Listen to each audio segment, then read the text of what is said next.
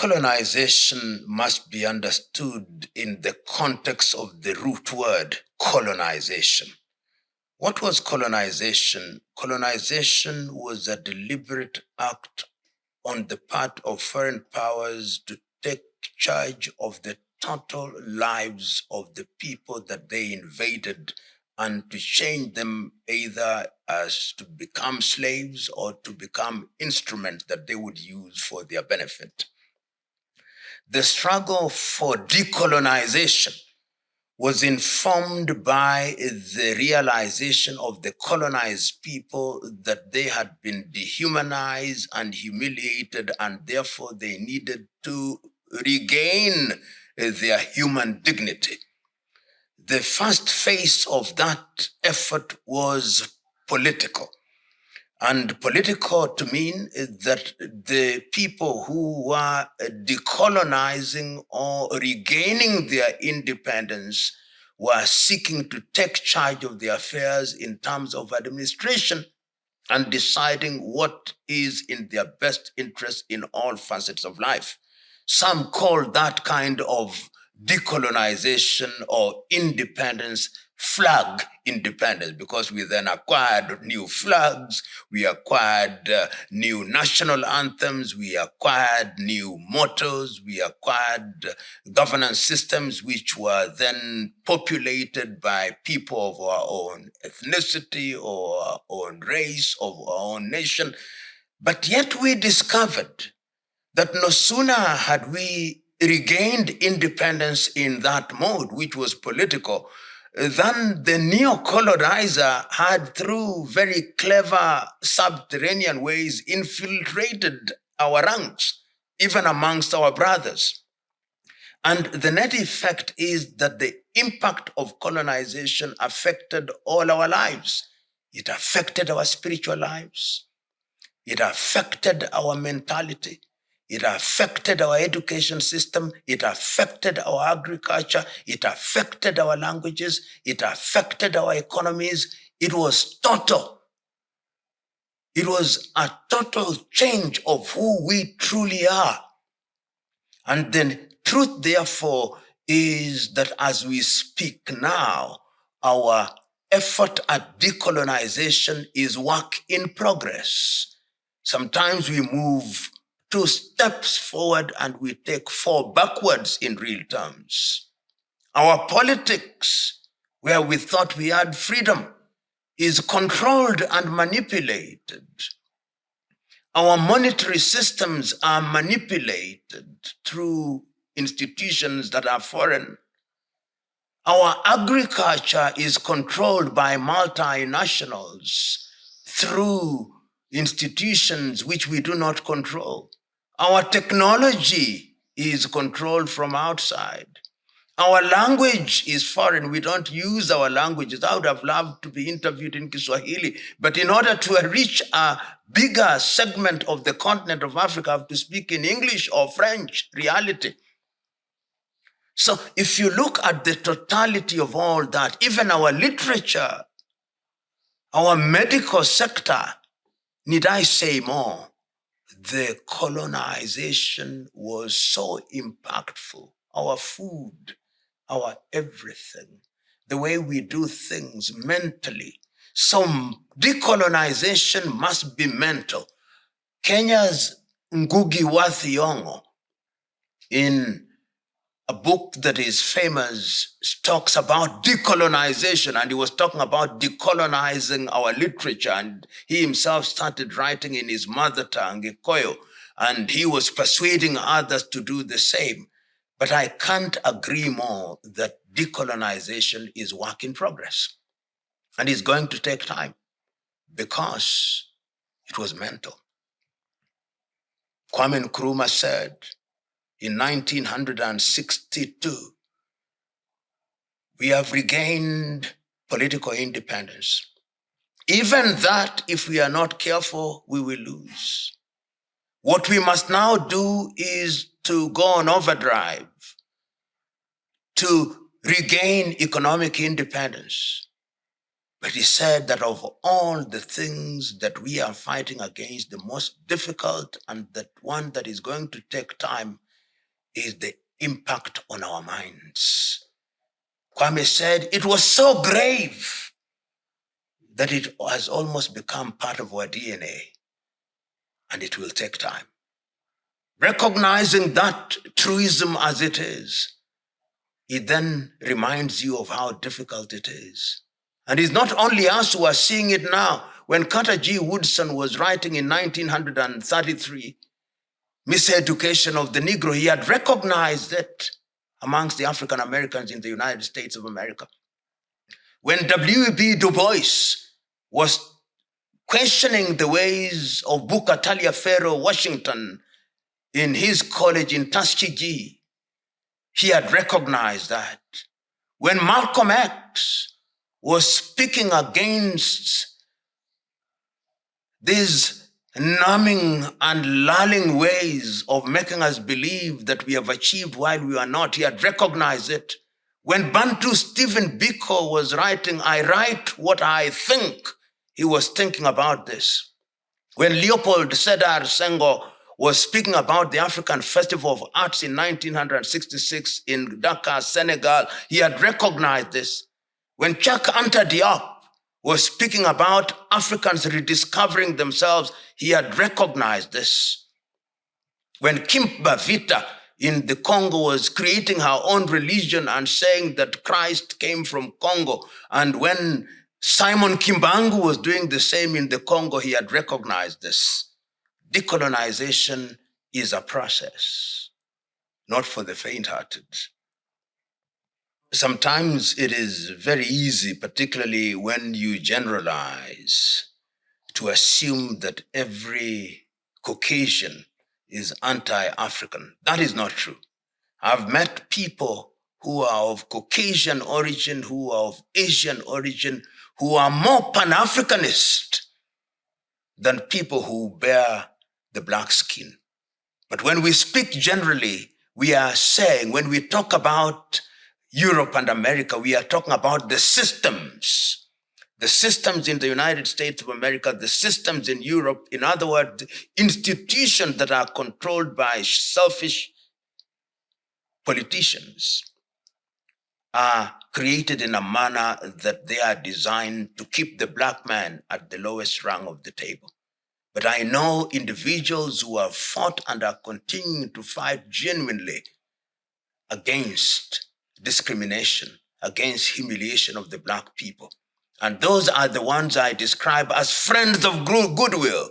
And those friends of goodwill must be encouraged and must be recruited to fight from us, because it is only when they see that this particular question affects even people who are of the white race, that the racist whites and racist Asians and racist Arabs, we don't say this as often as we should, will then recognize, and I repeat ad nauseum, that we are of one race. So Black lives matter, but all lives also matter. This is what we must never forget. Because when we overemphasize Black lives matter, it is as if other lives don't matter. They all matter. All lives matter. The only reason why we are saying Black lives matter, because we have seen what happened to George Floyd. We have seen what happens to Black people. And we have seen the systemic way in which all these are articulated and executed.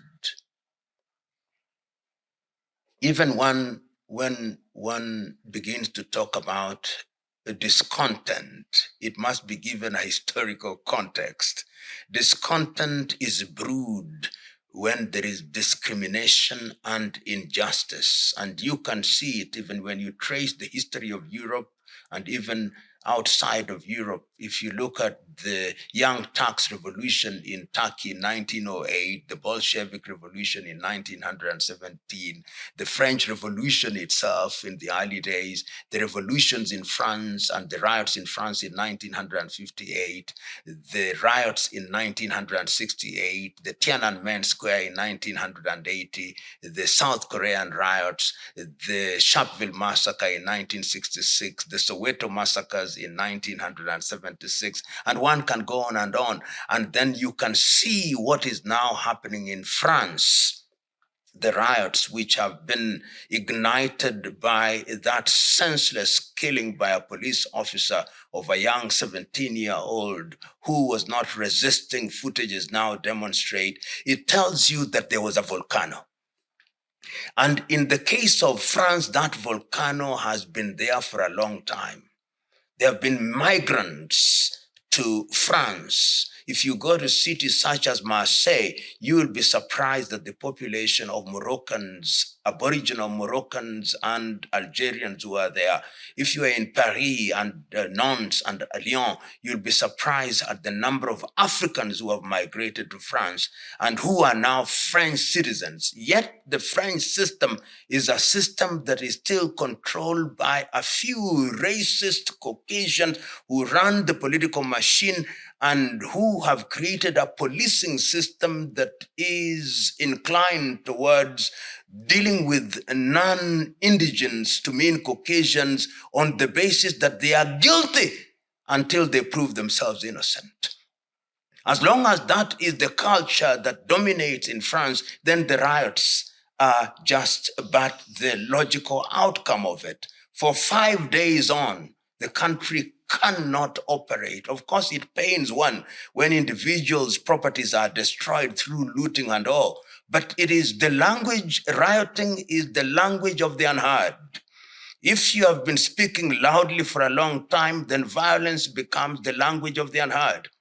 And it is a lesson to France. In fact, this is unfair to say, but I'll say it. For France, the chicken are coming home to roost. They are now being reminded of what they did to Guinea in 1958. They are being reminded of what they did to Algeria.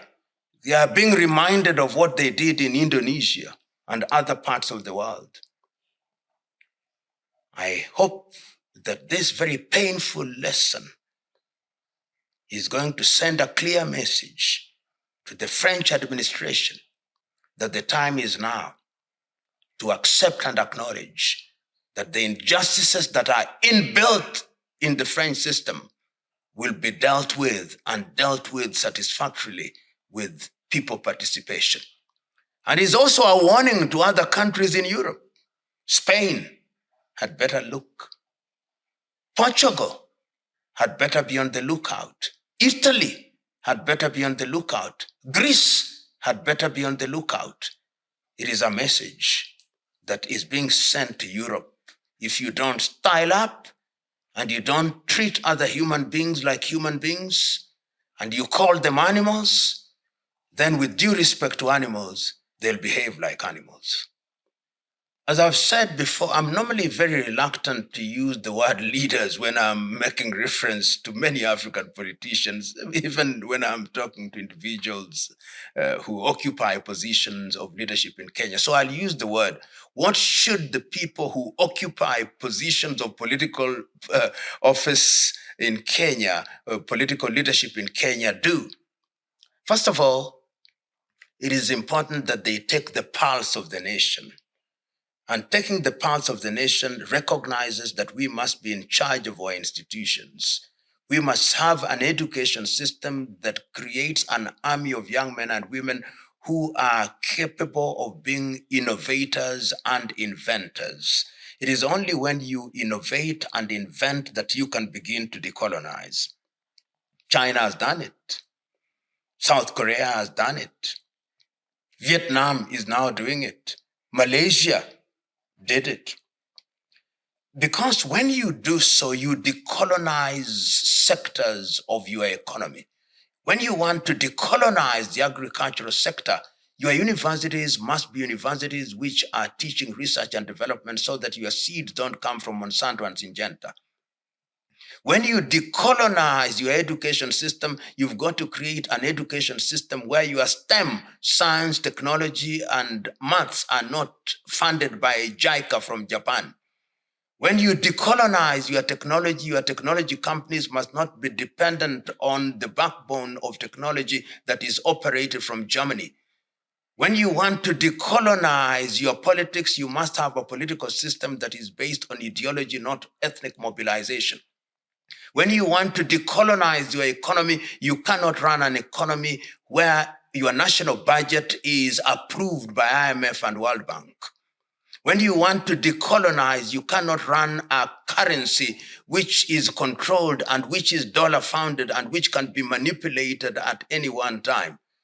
When you want to decolonize, you must recognize that you can't have a military which is trained by your potential enemies.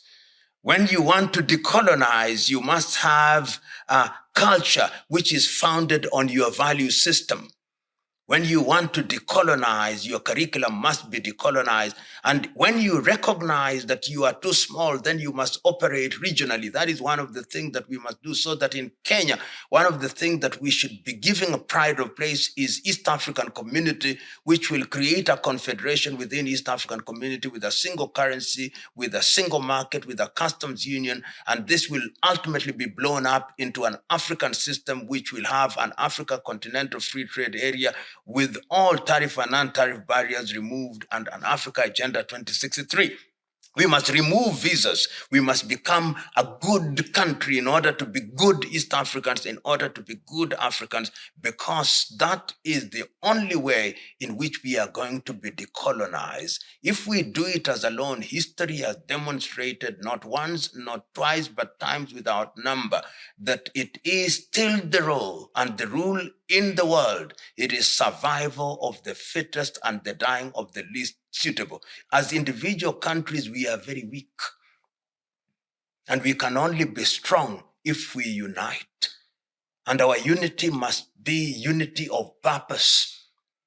I've said it before, and I say it now. And Nkrumah said it before me. Until the day that Africa acquires nuclear weapons, you will never be respected. History has demonstrated that you must deter others by telling them that you are capable of doing your worst. North Korea is feared by the world because it is assumed they have a nuclear weapon. Whether they have it or not is another debate. Pakistan, China, Russia. This is the reality of the world. We will not use it until you use it, but we have it. Decolonization. African country has achieved total decolonization. Those that have attempted to do so have been beaten to smithereens. Libya, under Muammar al-Gaddafi, tried. What did they do to him? They killed him. Burkina Faso, under Thomas Isidore Sankara, tried it. What did they do to him? They killed him. Ghana, under the Osagie for Kwame Nkrumah, tried it. What did they do to him? Removed him from power. Tanzania, under Mwalimu Julius Kambarage Nyerere, tried it. What did they do to him? They undermined his economy. Mozambique, under Samora Moises Machel, tried it. What did they do to him? They killed him.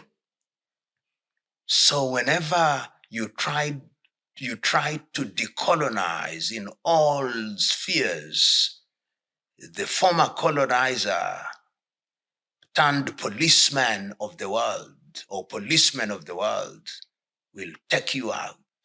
And if they don't take you out, they recruit some from within your number. Chinua Achebe said in his book, Things Fall Apart, the white man was very clever. He came and cut the links and the things that kept us together, and he broke them, and things have fallen apart. And what they have now done, we have expelled them.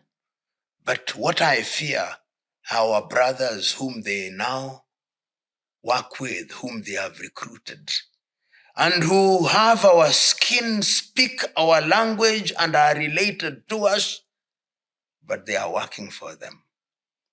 The fifth columnists within our ranks, those are the most dangerous. No African country has decolonized. But working in unison and in unity, this is a battle that we must fight and win. And something is happening in the world today that is beginning to energize me.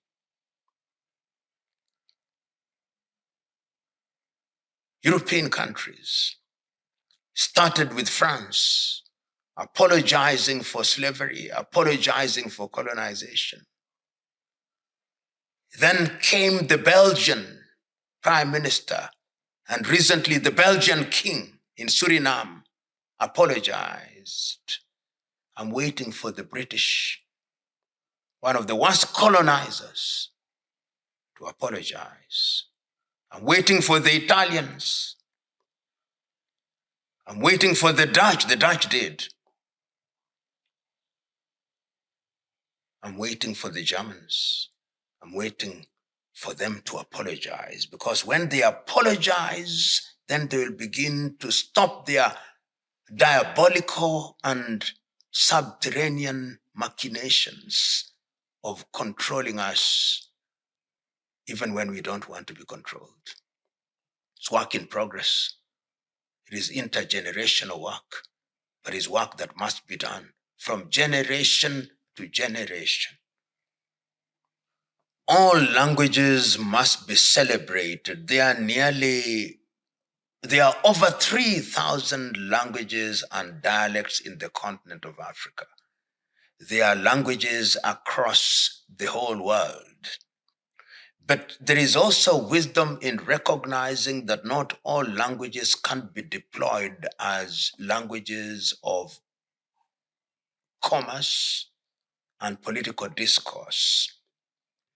Africa has recognized that, and progressively the African Union is recognizing that and has acknowledged that Kiswahili, which is an African language, has distinguished itself as a language capable of being a lingua franca. On the 5th day of July, every year we celebrate the Day of Kiswahili.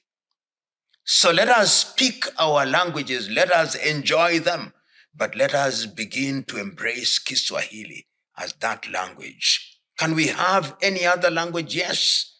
There are those who have argued that Hausa can also be spoken in that regard.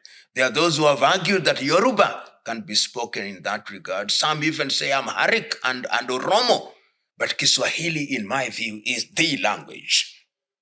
It is the language that we must deploy, because Kiswahili now has demonstrated that it is capable of acquiring languages in the arts, in the sciences. And if we deploy it, it will become the lingua franca of Africa.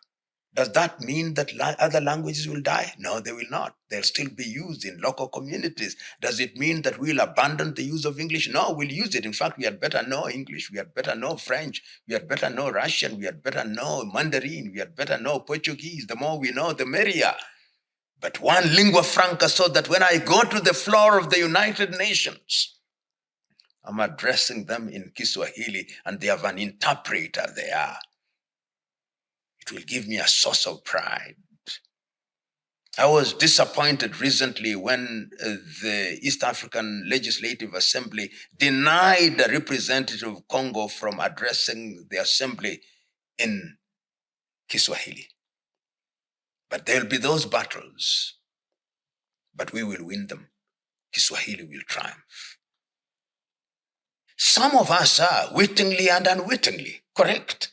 By the manner in which you are trained and educated makes you behave and think in a particular way.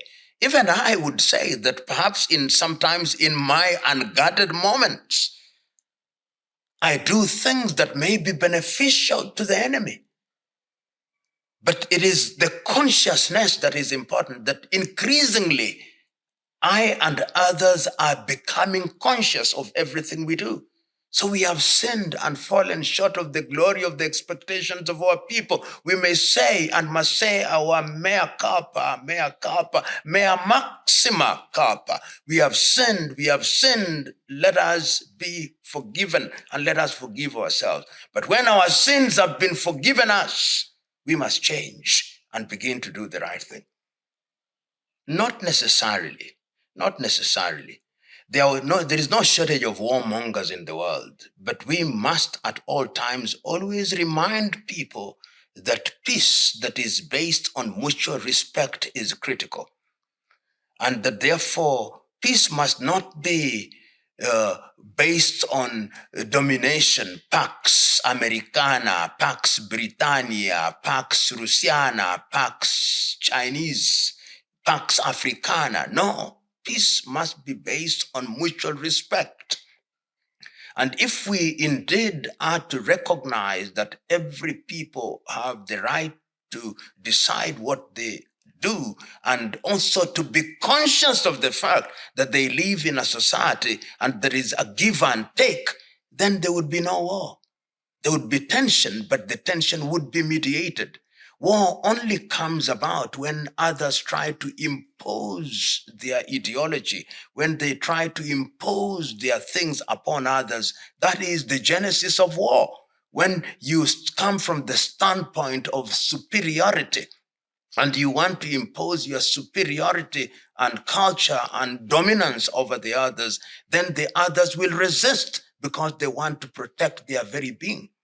But having learned from history, there should be no war. But the other lesson that we learn from history is that human beings don't learn from history. This is tragic.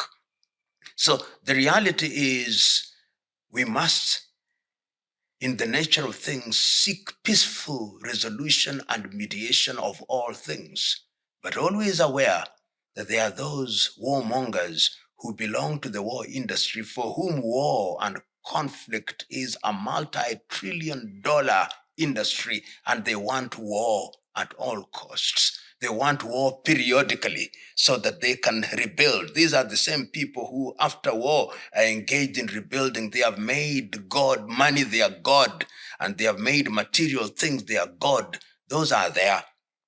And they are the ones sometimes who force people into war. But it's not inevitable. War is not inevitable. War is not desirable, because history has taught us that even after war, you must negotiate. So why must we not negotiate that there may be no war? It belongs to this generation and generations yet to be born. The current generation are merely custodians of what is Africa and what is African. And those to whom it belongs must recognize that it belongs to them. Sometimes I fear that the younger African generation do not recognize that this is their patrimony and that they have a duty to protect and preserve her. They must be made to realize. The day they realize that, they'll not be crossing the Mediterranean to die. They will not be humiliated at the embassies of the United States of America and European countries. They'll not be seeking to be enslaved in the Arab world. They'll not be running to other parts of the world. They'll stay in the continent of Africa, and by the sweat of their eyebrow, they shall give meaning to the divine instruction, go ye and subdue the world. There is need for self-realization and self-consciousness, and that consciousness remains very vital in our recognizing that we of this generation are merely custodians of Africa for others yet to be born. And if that is our realization, then the simple answer to your question, Africa belongs to our sons and daughters alive today and those yet to be born.